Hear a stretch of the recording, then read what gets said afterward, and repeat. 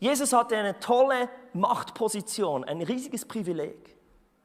Aber seine Beförderung war nicht, dort oben bei Gott zu bleiben, sondern zu dienen. Das Krasse an Jesus ist eigentlich nicht, dass er der Sohn Gottes ist, weil das war sein Privileg, das er von Anfang an hatte.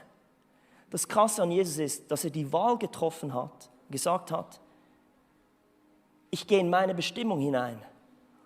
Und meine Bestimmung wurde freigesetzt dadurch, dass ich mich befördern ließ zum Dienen.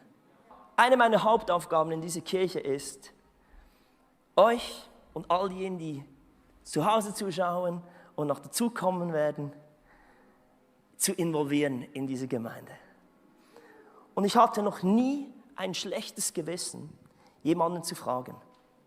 Es ist nicht irgendwie so das Gefühl, hey, würdest du mitmachen? Ich habe nie den Anspruch, dass jemand von euch der Gemeinde einen Gefallen tut, wenn ihr ein bisschen mithelft.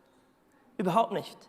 Ich bin ziemlich straightforward. Ich sage, wenn ihr mitarbeitet in dieser Kirche, mitdient, ihr macht uns keinen Gefallen. Überhaupt nicht.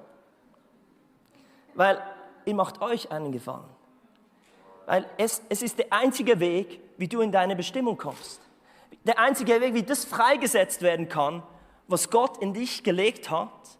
Weil im Reich Gottes ist die Sprache des Dienens der Weg, wie etwas Großes passiert.